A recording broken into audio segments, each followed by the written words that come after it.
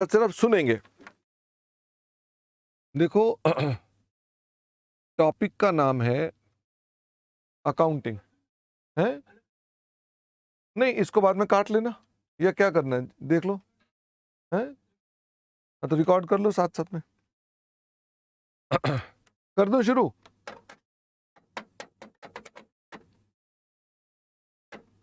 शुरू कर दूं।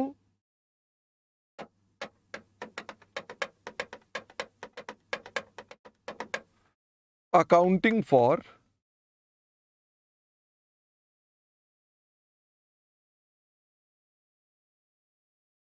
इन्वेस्टमेंट्स। तो सबसे पहली बात आती है, इन्वेस्टमेंट का मतलब क्या होता है। इन्वेस्टमेंट्स आर एसेट्स जिनका ऑब्जेक्टिव होल्ड करने का क्या होता है, या तो अर्न इनकम या कैपिटल एप्रिसिएशन या बोथ, लेकिन ये other than ordinary course of business के होते हैं। फिर हमने कहा कि जो इन्वेस्टमेंट्स होती हैं वो इन्वेस्टमेंट कितने टाइप्स की हो सकती हैं। तो इन्वेस्टमेंट्स की टाइप कई कई प्रकार से कर सकते हैं। AS 13 कहता है कि हमारे पास ये दो तरह की हो सकती हैं, एक होती है करंट इन्वेस्टमेंट्स, एक होती हैं परमानेंट, जिसे शॉर्ट टर्म या लॉन्ग टर्म भी बोल सकते हो। ऐसे ही हमारे पास AS 13 तो नहीं कहता, लेकिन अदर टाइप्स भी हो सकती हैं, जिसको बोलते हैं कोटेड और अनकोटेड। कोटेड का मतलब होता है जिसको हम लोग बाजार में, जिसका मार्केट में प्राइस है, जिसका मार्केट का प्राइस अवेलेबल है। अनकोटेड है जिसका कोई मार्केट प्राइस अवेलेबल नहीं है। जैसे अनलिस्टेड शेयर्स जो हैं वो अनकोटेड हैं, उनका कोई प्राइस नहीं होता। AS 13 के हिसाब से ये क्लासिफिकेशन होती है। हम लोग अकाउंट्स में जब पढ़ते हैं तो हम क्लासिफिकेशन ये करते हैं इंटरेस्ट बियरिंग और नॉन इंटरेस्ट बियरिंग। ये मतलब है वही इन्वेस्टमेंट्स। AS 13 ऐसे क्लासिफाई करता है। हम कोटेड अनकोटेड भी करते हैं डिस्क्लोजर के लिए। हम अकाउंट्स के चैप्टर को पढ़ते हुए इंटरेस्ट बियरिंग और नॉन इंटरेस्ट बियरिंग की भी बोलते हैं। तो कोई आपसे पूछे इन्वेस्टमेंट, तो अलग अलग बेसिस हैं। AS 13 के बेसिस पे ऐसे कर सकते हैं, कोटेड अनकोटेड पर ऐसे कर सकते हैं, इंटरेस्ट नॉन इंटरेस्ट पर ऐसे कर सकते हैं। अकाउंटिंग फॉर इन्वेस्टमेंट्स को डील करता है हमारा अकाउंटिंग स्टैंडर्ड 13, जो कि नॉट एप्लीकेबल है ऑन बैंक्स। ये बैंकों पर या NBFC पर या म्यूचुअल फंड पर अप्लाई नहीं होता है। हम अपने पास जब इन अकाउंट इन्वेस्टमेंट्स की बात करते हैं तो हमारा टॉपिक जब आता है तो हमने इसके दो भाग कर दिए थे। मैंने आपको जब पढ़ाना शुरू किया तो मैंने कहा एक होता है इंटरेस्ट बियरिंग और एक होता है नॉन इंटरेस्ट बियरिंग इन्वेस्टमेंट। जब मैंने इंटरेस्ट बियरिंग की बात करी तो इसके एग्जाम्पल में कौन आ गए, इसके एग्जाम्पल में आ गए बॉन्ड, इसके एग्जाम्पल में आ गए डिबेंचर्स एज इन्वेस्टमेंट्स।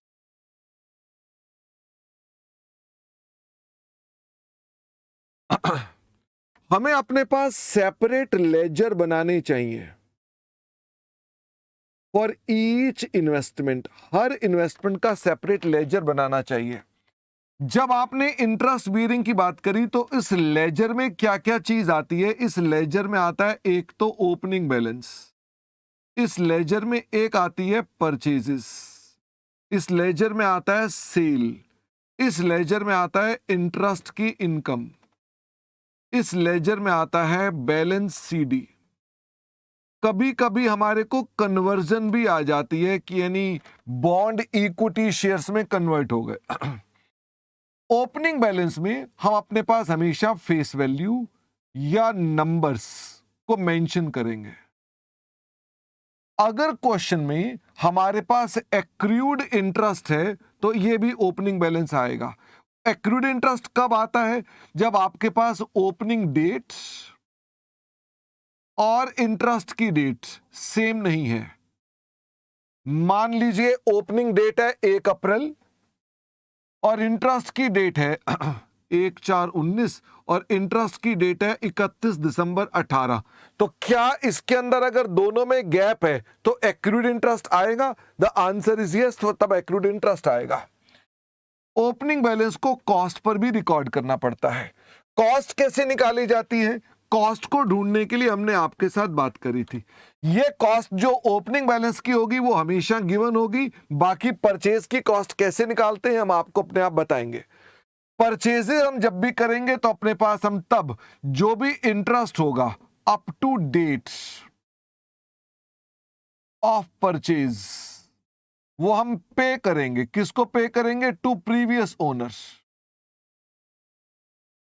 यानी वो हमारे पास हमेशा परचेज के समय सेटल होगा। इसके अलावा हम इन्वेस्टमेंट को रिकॉर्ड करेंगे एट कॉस्ट। इसकी जनरल एंट्री क्या बनती है? इसकी एंट्री बनती है investment account debit cost. Interest on investment account debit, जो आपने इंटरेस्ट पे किया टू बैंक, बैंक में आ गया आपके पास जो बैंक का बैलेंस था। कॉस्ट को कैसे ढूंढा जाता है? तो कॉस्ट में आपको दो तरह से सवाल हो सकता है। कम इंटरेस्ट प्राइस दिया हुआ है क्वेश्चन में, तो आपको इसमें सबसे पहले इंटरेस्ट को हटाना है, एक्स इंटरेस्ट आएगी, प्लस कमीशन को जोड़ देना है। कमीशन किस पर लगेगी? कम इंटरेस्ट पे लगेगी। साथ में आपने स्टैंप ड्यूटी को भी जोड़ देना है। साथ में अगर कोई और एक्सपेंसेस है तो अदर एक्सपेंसेस को जोड़ देना है। ये कॉस्ट कहलाती है। लेकिन अगर आपने एक्स इंटरेस्ट परचेज किया है तो मुझे बताओ, एक्स इंटरेस्ट में आप सीधा सीधा कमीशन लगा देंगे on x interest. Stamp duty किस पर लगाई जाती है? वो हमेशा किस पर लगाई जाएगी? स्टैंप ड्यूटी लगेगी ऑन एक्स इंटरेस्ट, प्लस लग जाएंगे कोई अदर एक्सपेंसेस हैं, तो ये कहलाती है कॉस्ट। तो हम इसको अपने पास क्या कहेंगे? कॉस्ट कहेंगे। जब भी आप सेल करेंगे तो आप interest up to date of sale receive करेंगे तथा सेल प्रोसीड्स को भी रिसीव करेंगे। सेल प्रोसीड्स को भी रिसीव करेंगे। इसकी जनरल एंट्री क्या बनती है? सेल करने की एंट्री बनती है bank account debit to interest on investment, जो आपने इंटरेस्ट रिसीव कर लिया, तथा टू इन्वेस्टमेंट जो आपकी सेल प्रोसीड्स है। सेल प्रोसीड्स कैसे ढूंढी जाती है? सेल प्रोसीड्स को ढूंढने के लिए क्वेश्चन के अंदर अगर कम इंटरेस्ट लिखा है तो हम अपने पास क्या करेंगे? जो सेल प्राइस है उसमें से इंटरेस्ट को माइनस करेंगे, फिर निकल आएगा मेरे पास एक्स इंटरेस्ट प्राइस, इसमें से हम कमीशन को माइनस करेंगे। तो ये आपकी सेल प्रोसीड्स आती है। और अगर एक्स इंटरेस्ट ही सेल प्राइस है तो हम कमीशन को माइनस करेंगे एक्स इंटरेस्ट के ऊपर, यहां कमीशन को माइनस करेंगे ऑन कम इंटरेस्ट, और जो मेरे पास निकल कर आएगा उसका नाम होगा सेल प्रोसीड्स। फिर हमने कहा कि आपको अपने पास सेल प्रोसीड्स को निकालने के बाद ये जनरल एंट्रीज को भी यहां पर शो कर देना है। मैंने आपको यह भी कहा कि अगर क्वेश्चन साइलेंट होता है तो आप हमेशा एक्स इंटरेस्ट को एज्यूम करेंगे कि आपके पास डेटा किसका होता है? एक्स इंटरेस्ट का होता है। जब भी सेल करेंगे आपको अपने पास गेन और लॉस भी कैलकुलेट करना पड़ेगा। तो गेन और लॉस कैसे कैलकुलेट करेंगे? गेन ऑन सेल को कैलकुलेट करने के लिए सेल प्रोसीड्स माइनस कॉस्ट करेंगे। सेल प्रोसीड्स हमारे पास ऑलरेडी मैंने बता दी क्या है। कॉस्ट बेस्ड अपॉन क्या होगा? या तो फीफो होगा या वेटेड एवरेज होगा। हम बॉन्ड्स के केस में फीफो को प्रेफर करते हैं, एवरेज को प्रेफर नहीं करते हैं। एवरेज मेथड में हम ऑल लॉट्स को देखते हैं जो आपके पास थे, उन पर बेस्ड हम कैलकुलेशन करते हैं। फीफो में हम फर्स्ट लॉट से उसको सेल करते हैं।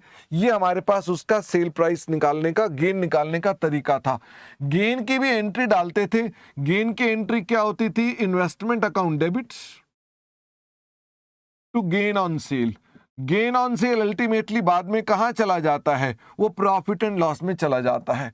इंटरेस्ट इनकम को रिसीव करेंगे तो एंट्री क्या होगी? Bank account debit to interest income. ये ड्यू डेट्स पर आप रिसीव कर लेंगे जो भी आपके पास लॉट हेल्ड है। हम अपने पास इसके इंटरेस्ट के रेट को मल्टीप्लाई करेंगे। किसके रेट से मल्टीप्लाई करेंगे? जो आपके पास फेस वैल्यू है, और मल्टीप्लाई कर देंगे आपके पास कितने नंबर्स हैं, इससे आपका इंटरेस्ट निकलेगा। बैलेंस सीडी में आप फेस वैल्यू को भी लिखेंगे जो कि बैलेंसिंग फिगर होगा। एक्रूड इंटरेस्ट भी लिखेंगे। एक्रूड इंटरेस्ट कहां आएगा? जहां आपकी closing dates is not equal to interest dates, तो वहां पर आपका एक्रूड इंटरेस्ट आएगा। बैलेंस सीडी कितना आएगा? बैलेंस सीडी जो निकल कर आएगा वो निकल कर आएगा कॉस्ट जो कि है बैलेंसिंग फिगर, या लेंगे फेयर वैल्यू जिसे मार्केट प्राइस भी बोलते हैं, विच एवर इज लोअर, हम उसको उस पर लेकर चलेंगे। जब हमारे पास डिफरेंसेस आएंगे तो ट्रांसफर कर दी जाएंगी टू प्रॉफिट एंड लॉस, जो भी आपके लेजर के डिफरेंसेस है वो हमारे पास वहां चले जाएंगे। जब भी आप कन्वर्जन करते हैं बॉन्ड्स को इक्विटी शेयर में, तो up to the date of settlement, date of conversion, conversion की डेट तक का जो अमाउंट होगा, इंटरेस्ट होगा, वो आपको सेटल करना पड़ेगा। और इसके अलावा डेट ऑफ कन्वर्जन वाले दिन हम एक एंट्री डालेंगे, investment in equity shares account debits to investment in bonds, और हम अपने पास प्रो राटा कॉस्ट, जो प्रो राटा कॉस्ट क्वेश्चन में दी होगी उसके हिसाब से हम अपने पास काम करेंगे।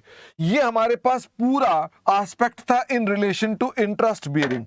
जब हमने नॉन इंटरेस्ट बेयरिंग की बात करी तो नॉन इंटरेस्ट बेयरिंग के अंदर भी आपके पास एक ओपनिंग बैलेंस आता है जिसमें इक्विटी शेयर्स हैं। ओपनिंग बैलेंस में हम नंबर ऑफ इक्विटी शेयर्स दिखाएंगे। इसमें हमारे पास कोई भी एक्रूड इंटरेस्ट का कॉन्सेप्ट नहीं होता है, और इसके अंदर ओपनिंग कॉस्ट होगी जो कि क्वेश्चन में गिवन होगी। ओपनिंग बैलेंस आपको परेशान नहीं करता है।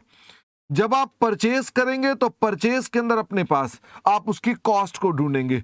कॉस्ट क्या होगी? जो उसका परचेज प्राइस होगा, इसमें एक्स इंटरेस्ट कम इंटरेस्ट नहीं होता, प्लस इसमें कमीशन होगी, प्लस इसमें स्टैंप ड्यूटी होगी, प्लस इसमें अदर्स होगा। ये हमारे पास परचेज का होगा।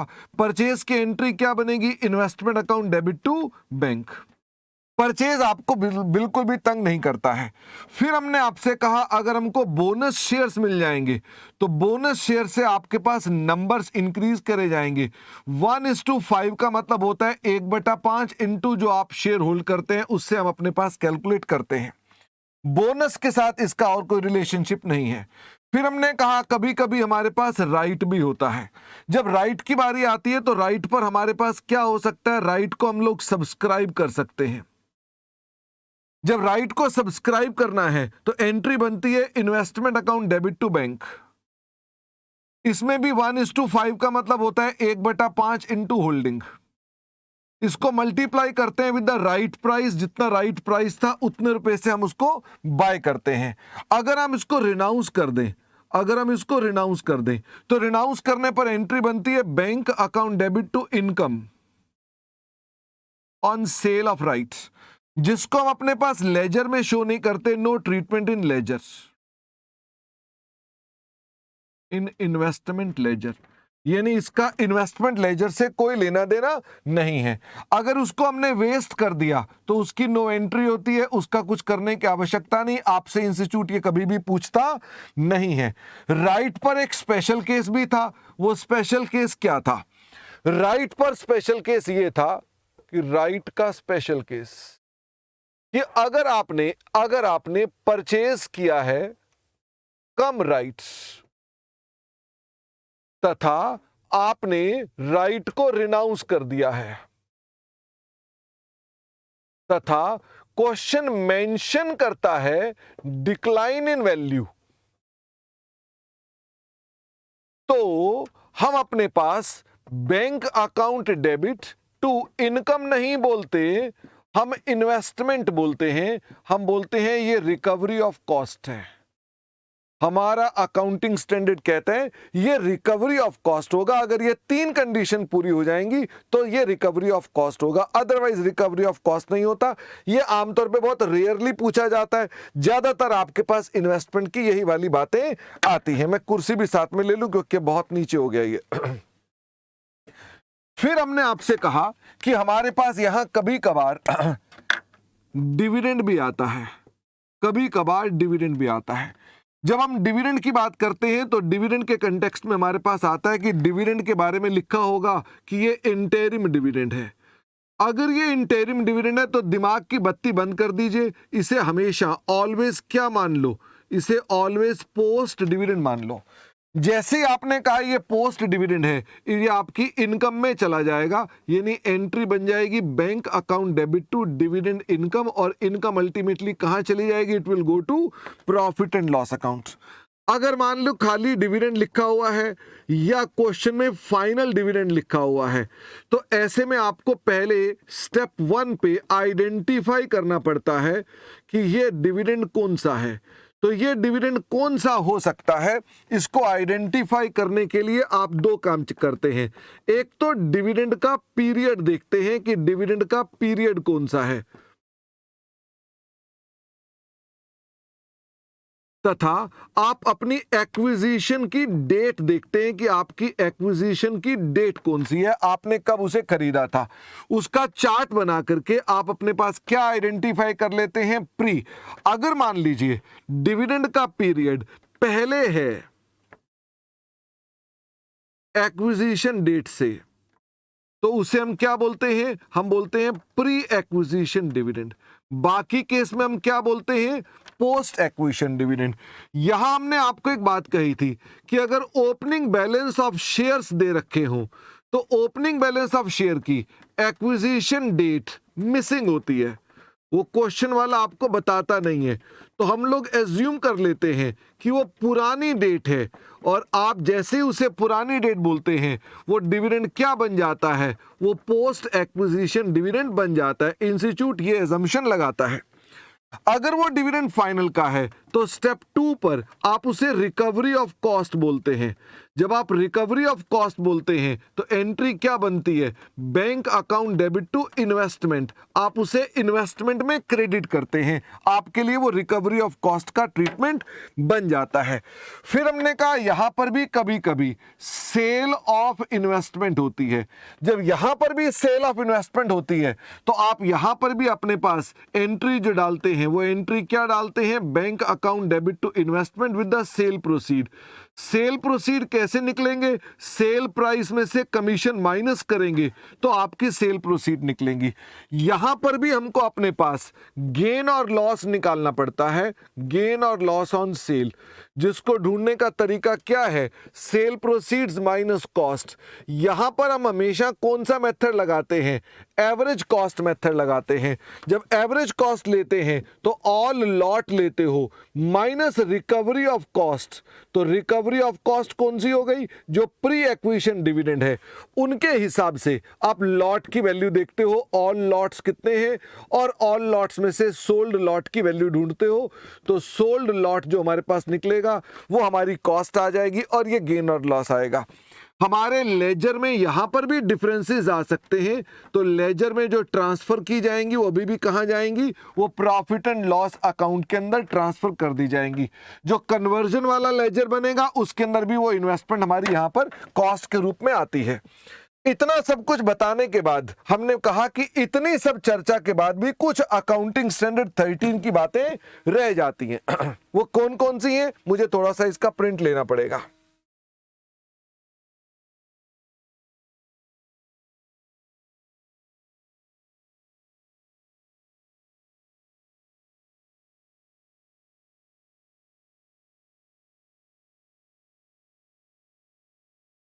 हमने इसके बाद आपको और क्या क्या बातें बताई। हमने कहा अकाउंटिंग स्टैंडर्ड 13 में कुछ और भी बातें लिखी हुई हैं, वो हमने क्या क्या बातें और एडिशनल बताई, जो पीछे हो गई वो दोबारा रिपीट नहीं करेंगे। AS 13 में आपको बताया जाता है करंट इन्वेस्टमेंट का मतलब होता है वो इन्वेस्टमेंट जो रेडिली रियलाइजेबल है तथा जिनमें हमारी intention to hold up to 12 months है। अगर हम होल्ड करेंगे अप टू 12 मंथ और रेडीली रियलाइजेबल है तो हम बोलते हैं वो करंट इन्वेस्टमेंट है। अदर इन्वेस्टमेंट कौन सी होती हैं? अदर लॉन्ग टर्म इन्वेस्टमेंट होती हैं। हमारे पास ये करंट की और उसकी डेफिनेशन है। जब हम करंट की बात करते हैं तो इनको हम वैल्यू किस पर करते हैं? हम लोअर लेते हैं। किसका लोअर लेते हैं? कॉस्ट और fair value, whichever is lower. Long term के अंदर हम इसको वैल्यू करते हैं एट कॉस्ट ओनली, और इसमें हम प्रोविजन बनाते हैं फॉर डिक्लाइन। अगर वो डिक्लाइन परमानेंट नेचर का है, परमानेंट डिक्लाइन है, तो हम उसकी प्रोविजन बनाते हैं। कभी कभी हमें अपनी इन्वेस्टमेंट्स को रिक्लासिफाई करना पड़ जाता है, यानी करंट बन जाती है लॉन्ग टर्म या लॉन्ग टर्म बन जाती है करंट इन्वेस्टमेंट। जब हम रिक्लासिफाई करते हैं करंट को, तो ऐसे में जो वैल्यू ली जाती है वो कॉस्ट और fair value whichever is lower ही ली जाती है। हम करंट का ही रूल बनाते हैं और प्रोस्पेक्टिवली उसे क्या मानते हैं, प्रोस्पेक्टिवली लॉन्ग टर्म मानते हैं।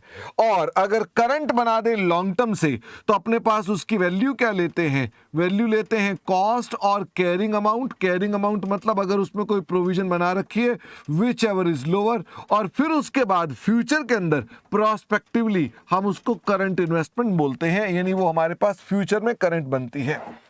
इसके अलावा हमने आपसे बात करी AS 13 में कुछ डिस्क्लोजर हमारा अकाउंटिंग स्टैंडर्ड कहता है जिन्हें करना जरूरी है। वो डिस्क्लोजर कौन कौन से हैं? प्रॉफिट एंड लॉस में आपको अपनी इनकम्स को अलग दिखाना है, इंटरेस्ट, डिविडेंड और रेंट हमेशा अलग दिखाएं।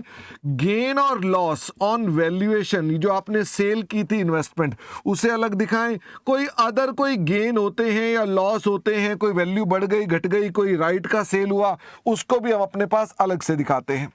हमें अपनी अकाउंटिंग पॉलिसी हमेशा डिस्क्लोज करनी चाहिए इन्वेस्टमेंट की, कि आपकी पॉलिसी क्या है। अगर आपकी इन्वेस्टमेंट के ऊपर सेल करने पर कोई रिस्ट्रिक्शंस हैं ऑन सेल, हमें वो भी आपको अलग से बतानी चाहिए। और इन्वेस्टमेंट का डिस्क्लोजर जो करना है वो करंट और नॉन करंट करके करना है, तथा उसके बाद कोटेड, अनकोटेड और कोटेड और अनकोटेड ऐसे करके आपको अपना डिस्क्लोजर करना है। ये पॉइंट आपके पास एग्जाम में थ्योरी में पूछा जा सकता है, ये आपके पास स्मॉल क्वेश्चंस में पूछा जा सकता है, ये वाला पार्ट भी आपसे स्मॉल क्वेश्चंस में पूछा जा सकता है। तो एएस के ऊपर ये आपके पास पॉसिबली स्मॉल क्वेश्चंस के क्वेश्चंस होते हैं जो आपको करने पड़ते हैं। ठीक है, ये मैंने आपके साथ बातें करी। और इसके अंदर एएस के अंदर जो थ्योरी आपके पास आती है उसमें भी कोई क्वेश्चन इसके ऊपर स्मॉल क्वेश्चंस हो सकते हैं, या आपकी इन्वेस्टमेंट इन बॉन्ड पर बड़ा क्वेश्चन हो सकता है, शेयर पर बड़ा क्वेश्चन हो सकता है। ये मैंने अपने टॉपिक को समराइज कर दिया इसके अंदर। ठीक है, तो ये मेरे ख्याल से 10-12 मिनट 15 मिनट लगे होंगे इस वीडियो पर, लेकिन इस 10-15 मिनट के वीडियो से आप लेटर ऑन रिवाइज करने पर बड़ी हेल्प मिल सकती है। ये वीडियो आपको LMS पर मिल जाएगा, यानी आप अपने LMS पर जाकर इसके डाउनलोड भी कर सकते हैं, सेव भी कर सकते हैं, बाद में यूज कर सकते हैं। ठीक है, मैं चाहता हूं